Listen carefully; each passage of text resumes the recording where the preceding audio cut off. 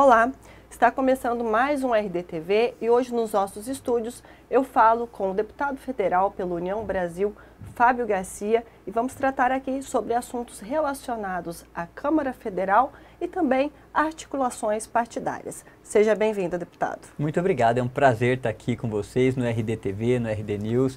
É um prazer, muito obrigado pelo convite. Certo. Queria abrir o debate, deputado, falando sobre esse tema do marco aí que está sendo elaborado pelo governo federal, a tal da âncora fiscal, que está prestes a ser votado aí pela Câmara Federal, pelo Congresso. É um projeto aprazível, vamos dizer assim? De fato, o governo federal vai colocar uma âncora fiscal? Vamos tentar explicar para as pessoas primeiro o que se trata âncora fiscal ou novo regime fiscal para o Brasil. São um conjunto de regras que tentam disciplinar o gasto público, né? Para poder frear o gasto público e permitir que o país seja mais saudável financeiramente, possa diminuir a dívida e ficar um país mais seguro para se investir. É disso que se trata. Portanto, o governo propôs um novo regime fiscal. Antes, o que a gente tinha no país era um regime que a gente chamava de teto de gasto. Qual era? Se fixou um gasto público máximo e esse teto de gasto só iria crescendo com a inflação. O problema é que quando veio a pandemia e também a transição depois da vitória do governo Lula, se rompeu esse teto fiscal e destruiu o que a gente tinha de regime fiscal. Hoje não temos mais. Foi feita uma PEC da transição que autorizou o governo a gastar muito mais do que estava previsto no teto, tanto com programas sociais, o que é legítimo, programa da Bolsa Família, mas também com outros gastos e outros investimentos. Portanto, hoje, se você falar, a gente já não tem mais um regime fiscal crível, né, que todo mundo acredite. Portanto, é necessário a gente estabelecer nesse país um novo regime fiscal. Qual é a proposta? A proposta é que a gente possa limitar o gasto público do Brasil a 70% da sua arrecadação. Quer dizer, o crescimento do gasto a 70% do crescimento da arrecadação. Então, todos os anos, se isso se mantivesse, a gente economizaria, vamos dizer assim, 30% da receita para poder fazer frente à nossa dívida. E isso faria com que o país fosse um país mais seguro, menos endividado e tudo isso com o objetivo: sobrar mais dinheiro para investimento e baixar a taxa de juros. Certo. Em relação à reforma tributária que tanto se propaga, sai do papel? Ela é adequada? Porque a gente sabe que isso está se arrastando aí há não sei nem quantos anos, mas muitos governos, né? É verdade. É uma reforma importante. Existe uma comissão especial na Câmara dos Deputados tratando de reforma tributária. O que o governo federal busca? Simplificação tributária, o que é muito importante. Todo mundo aqui no Brasil está cansado de algumas coisas. Primeiro do tamanho da nossa carga tributária. Ninguém aguenta mais. Ela corresponde hoje a 34% do nosso produto interno bruto. O que isso quer dizer? Que cada brasileiro trabalha 4 meses por ano para pagar imposto. 4 meses por ano para pagar imposto para o governo. Então, todo mundo está cansado dessa carga tributária tão alta, né, de pagar tanto imposto. Também a gente não entende quanto de imposto a gente paga. Quando a gente vai no supermercado e compra um saco de arroz, a gente não tem clareza no Brasil quanto imposto a gente está pagando naquele saco de arroz. Ninguém sabe, né? E também são tantos impostos que uma empresa no Brasil ela é tomada pela burocracia de tanto imposto que tem que pagar. É imposto municipal, imposto estadual, uma legislação muito complicada de ICMS, com muitas e muitos decretos e formas e incentivos e tal. Então, o que se busca? Simplificar, pegar 5 tributos, transformar em apenas um. Quais tributos está se mexendo aí? PIS, COFINS, ICMS, ISS, e transformar no imposto que a gente chama de IVA, Imposto de Valor Agregado. Né? Então, isso é o que se busca. E ninguém é contra a simplificação tributária. Todo mundo é a favor disso. Né? Mas tem um velho ditado que diz assim: o diabo mora nos detalhes. Portanto, a grande questão é, quando você vai detalhar essa reforma, como é que isso vai impactar? E aí eu sou deputado federal pelo Mato Grosso. E estou lá para defender os interesses do meu estado. Portanto, como é que isso vai impactar o estado de Mato Grosso? Que agora vive um momento bom de industrialização, né? Exatamente. Essa é a grande preocupação. E eu sou presidente da Comissão de Desenvolvimento Regional da Câmara Federal. Então, o que eu fiz quando veio isso? foi formada uma comissão especial para tratar de reforma tributária, apenas 12 deputados, somente um do Centro-Oeste. Falei, não, esse debate tem que ser mais amplo, quero debater aqui, na minha comissão, que é uma comissão permanente da Câmara dos Deputados, reforma tributária. Chamei todos os secretários de Fazenda do Centro-Oeste para a gente discutir os impactos. E o que a gente percebeu desse debate? Existe uma preocupação muito grande de todo o Centro-Oeste com a possível desindustrialização dessa região com a reforma tributária. E por um motivo muito simples. Uma coisa é você fazer um imposto único, que é o que se pretende, o IVA, um imposto único, lá na Europa, em Portugal. É um país pequeno, né? Aonde você tiver do território português, aonde você colocar uma indústria no território português, a distância para o porto ela é irrelevante, insignificativa essa diferença. Se você colocar uma indústria em Porto ou em Lisboa, é muito pouca diferença para você acessar grandes mercados consumidores ou Porto, já que no Brasil é diferente. Nós do Mato Grosso estamos a quase 2.000 quilômetros do Porto e a quase 2.000 quilômetros de um grande mercado consumidor, portanto faz diferença. Então, contar com um incentivo para poder trazer indústria para cá é muito importante. Foi assim que nós ocupamos o Centro-Oeste do Brasil, o Norte do Brasil e o Nordeste do Brasil. E essa proposta prejudica isso. E essa proposta não tem essa possibilidade de incentivo fiscal. E mais, essa proposta traz um imposto único para grande, pequena e média indústria. Como é que uma média, uma pequena indústria vai competir com uma grande indústria no mesmo imposto? Uma indústria de São Paulo, por exemplo, como é que nós vamos competir? Então, nós temos algumas preocupações.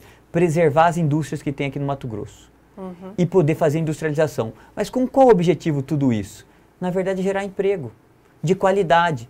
Porque o que a gente precisa aqui no Mato Grosso é dar oportunidade de emprego com melhor salário para as pessoas. E a indústria é capaz de fazer isso porque o valor do salário na indústria é normalmente maior do que é no comércio, do que é na produção primária.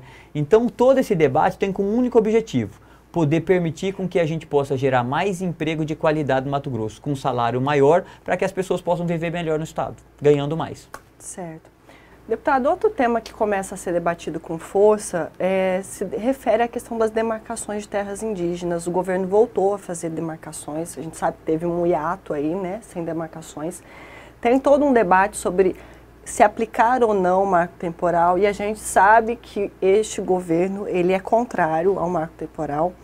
Como que o Congresso está vendo isso? Existe possibilidade de algum debate, não sei, projeto, alguma ação mais efetiva por parte do Legislativo? Olha, eu sou o diretor e articulador político da principal frente parlamentar do Congresso Nacional.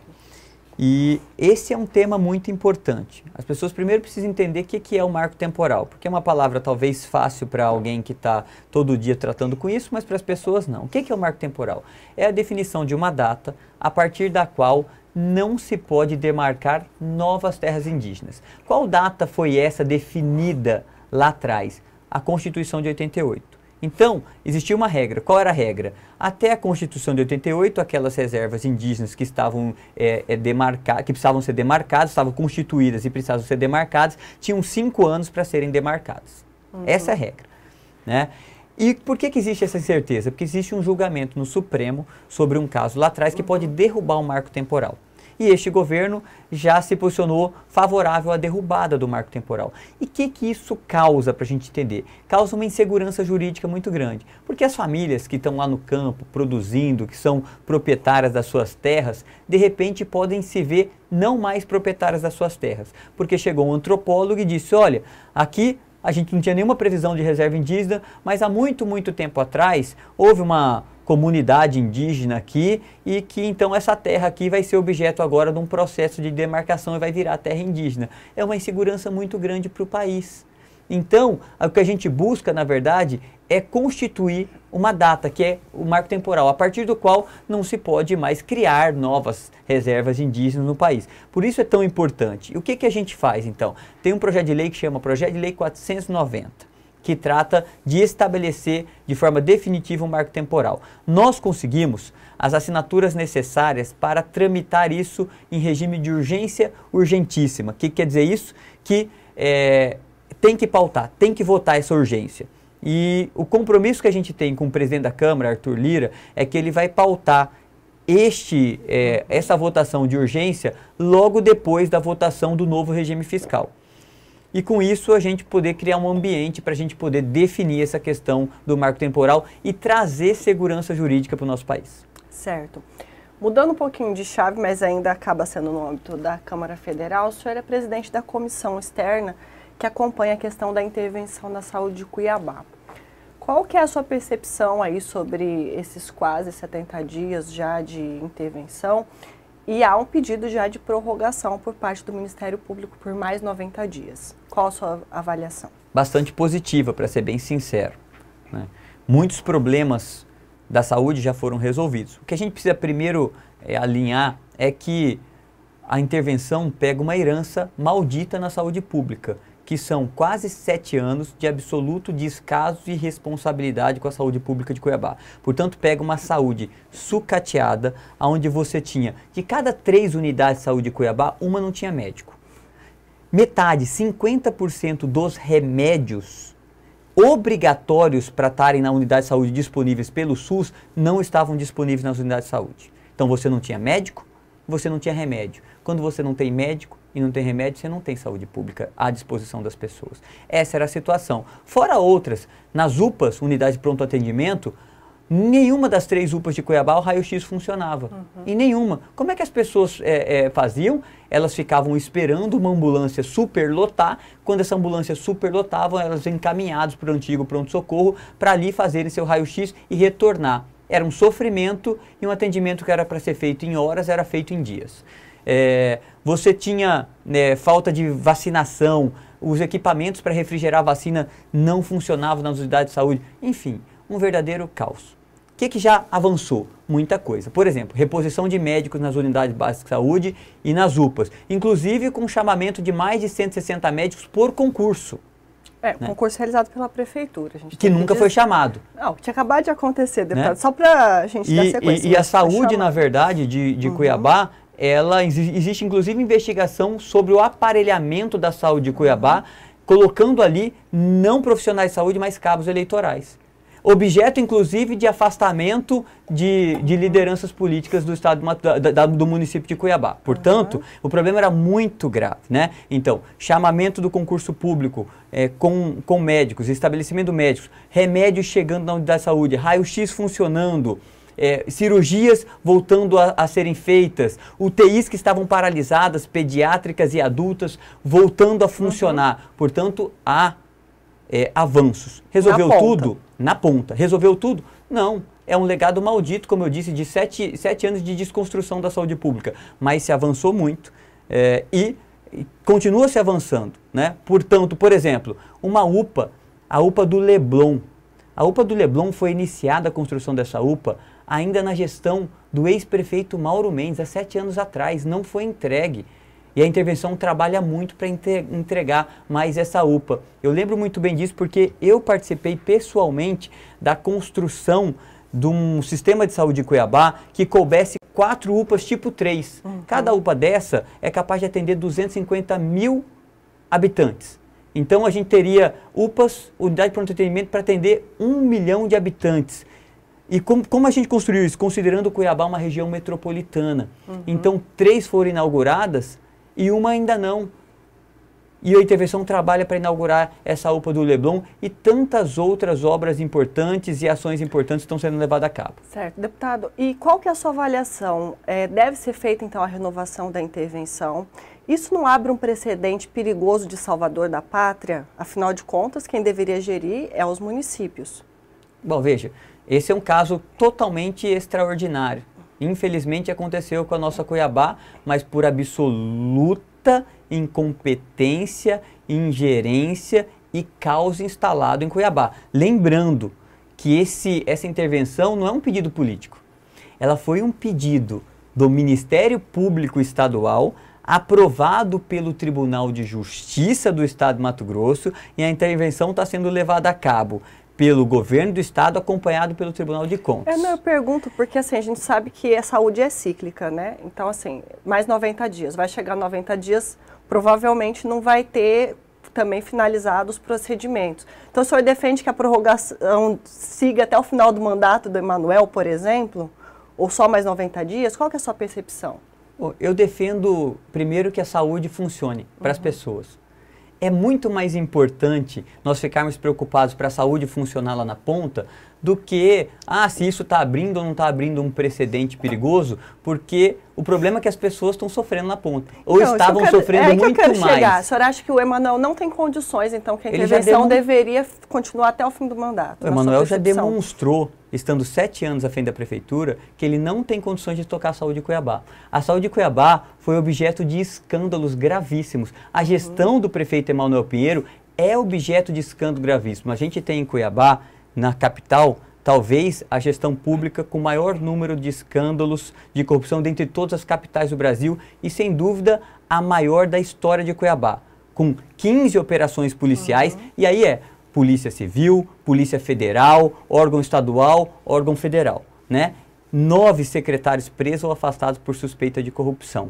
Portanto, e um caos instalado na saúde pública da cidade. Portanto, é mais do que comprovado, né, a incompetência da gestão Emanuel Pinheiro para tocar a saúde pública de Cuiabá. Então o senhor defende intervenção até o final do mandato?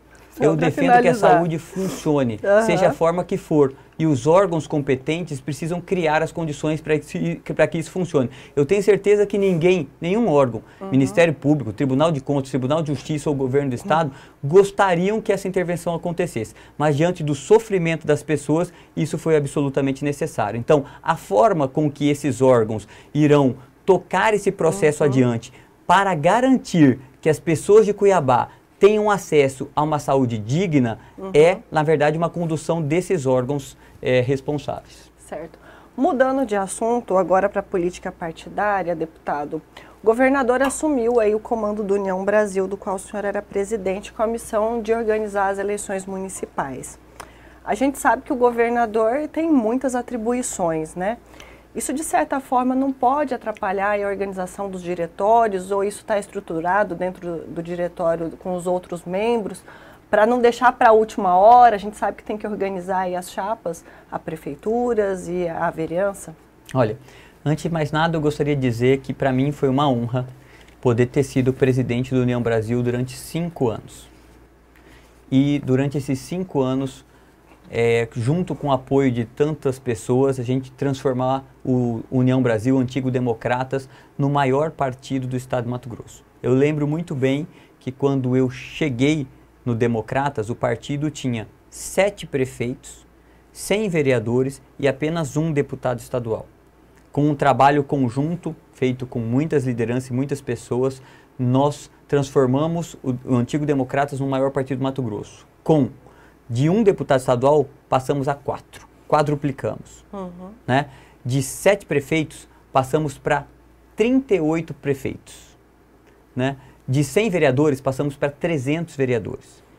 E elegemos um fato muito raro na política, um governador e um senador da República do mesmo partido na mesma eleição de 2018. E agora elegemos 2 federais, o partido não tinha nenhum federal, tem 2 federais. Portanto, é um crescimento muito grande, mas é um trabalho feito a muitas mãos. Porque ninguém constrói nada sozinho, nem muito menos na política, muito menos num partido político. Portanto, nós estaremos, essas mesmas pessoas que fizeram o Democrata sair de um partido desse tamanho para chegar no maior partido do Mato Grosso, estão disponíveis à disposição para ajudar o nosso governador Mauro Mendes a continuar crescendo União Brasil. Eu tenho certeza que isso vai acontecer.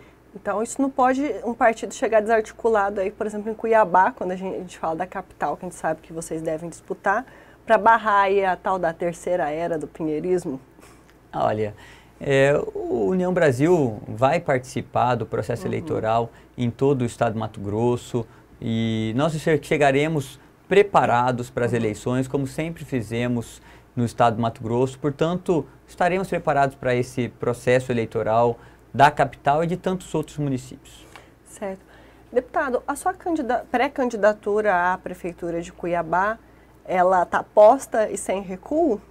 Não, olha, a pré-candidatura está posta porque naturalmente eu sou um dos nomes que a União Brasil tem para a disputa à Prefeitura de Cuiabá.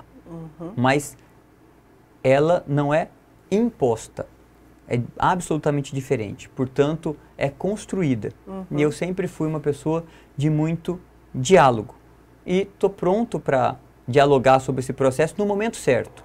Eu defendo, na verdade, que a gente deve separar a eleição do mandato. O que eu quero dizer com isso? O Brasil precisa sair dessa pauta de uma eleição atrás da outra. Eu, quando tive a oportunidade de votar na reforma política, eu votei numa reforma política com o fim da reeleição, com 5 anos de mandato e eleição única a cada 5 anos. Por quê? Eu quero um país que trabalhe mais e pense menos em eleição. Portanto, eu acho que terá o momento certo da gente poder discutir a eleição. Agora é momento de trabalhar, de dar resultado, de poder corresponder com a confiança das pessoas, de cumprir com os compromissos que você fez na campanha eleitoral. Então, portanto, agora é o momento de trabalho, no momento certo a gente fala da eleição. E existe alguma conversa aí com alguns lideranças de oposição, como por exemplo o Abílio? Porque se fala em composição no primeiro ou no segundo turno, esse diálogo acontece já, deputado? Liderança de oposição a quem? Ao atual prefeito de Cuiabá. Tá. Bom, eu converso com o Abílio, ele é deputado federal comigo. Nós dois fazemos parte da comissão externa de acompanhamento à intervenção na saúde. Então nós temos trabalhado muito nesse processo. A gente tem ido juntos às unidades de saúde para poder acompanhar esse processo, verificar in loco se está tendo médico, se está tendo remédio, se as melhorias estão acontecendo, fazendo o nosso trabalho de acompanhar, fazendo agenda lá em Brasília com a ministra da Saúde para poder tentar trazer melhorias, recursos para a nossa saúde de Cuiabá, portanto fazendo o nosso papel. Como eu disse, não é momento ainda da gente falar de eleição. O momento certo chegará e nós falaremos de eleição, mas nesse momento a gente está trabalhando especificamente pela saúde de Cuiabá e também falamos de pautas que acontecem em Brasília. Eu pergunto porque, assim, de forma geral, as lideranças que são contrárias à atual gestão têm defendido a união dos grupos que são contrários para que não favoreça a pulverização de votos, né?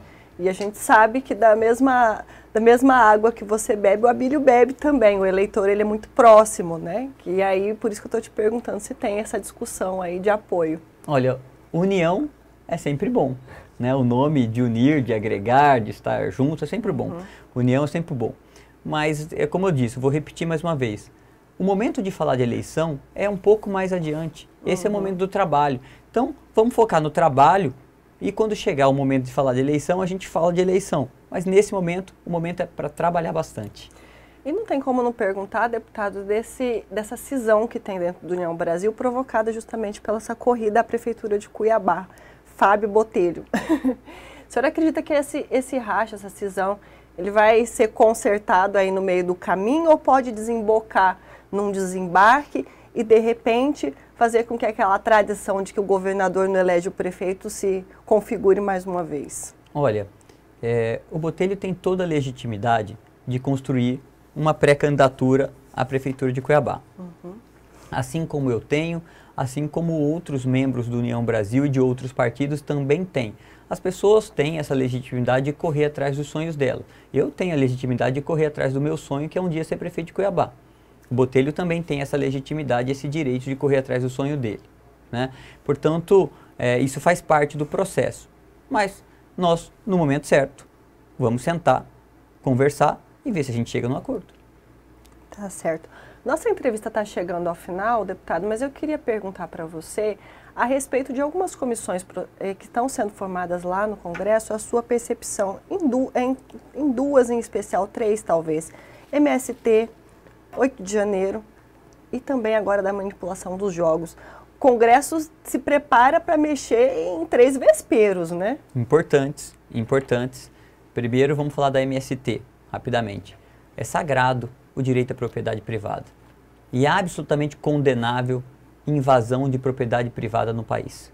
Portanto, essa CPI precisa ir atrás e descobrir quem financia, quem está por trás desses movimentos criminosos de invasão de propriedade privada, quem são essas pessoas, que benefícios sociais essas pessoas têm, se tem, né, para que a gente possa desvendar isso. Isso não tem nada a ver com reforma agrária. Vamos só colocar as coisas que são absolutamente distintas. O que o Congresso é contra é invasão ilegal de propriedade privada. Essas pessoas que invadem são criminosos e como criminosos têm que ser tratados no rigor da lei. A CPMI do dia 8 é uma CPMI importante que tramita no Congresso Nacional, porque a gente precisa esclarecer para a sociedade quem foram as pessoas que participaram desses atos condenáveis de destruição do patrimônio público, quem foram as pessoas que financiaram e quem foram as pessoas também que se omitiram da sua obrigação de impedir que isso acontecesse, né? E aí a gente espera, quando a CPMI desvende tudo isso e coloque para a sociedade todas as pessoas que cometeram esses crimes, que as pessoas sejam punidas com o mesmo rigor, e não importa o lado político das pessoas, se de direita ou de esquerda. Se tiver alguém de esquerda que participou desse ou se omitiu desses eventos do dia 8, tem que ser punida da mesma forma das pessoas de direita. Por isso que a sociedade espera, na verdade, transparência, lucidez, e aí a gente tem certeza que a justiça atuará de forma firme para punir da mesma forma que algumas pessoas já foram punidas, outras que cometeram o mesmo crime. E aí tem também a dos jogos, né, deputado?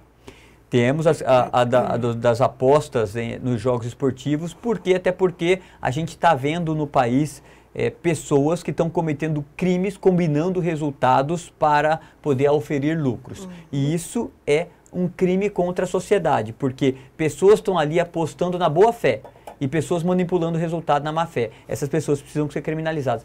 Afinal, o Brasil precisa deixar de ser o país da impunidade. As leis precisam ser aplicadas severamente e as pessoas precisam ficar presas pelos crimes que elas cometem. Tá certo, muito obrigada pela presença. Eu que agradeço, é um prazer estar aqui com vocês e estou à disposição. Muito obrigado pelo espaço. Você acompanhou então uma entrevista com o deputado federal Fábio Garcia do União Brasil. Tratamos aqui sobre temas relacionados à Câmara Federal, CPIs que estão começando a debater temas espinhosos e importantes. Tratamos também sobre a intervenção na saúde, do qual o deputado faz parte de uma comissão que acompanha de perto, entre outros temas. Você assiste esta e outras entrevistas no site RD News. Curta, compartilhe e até a próxima.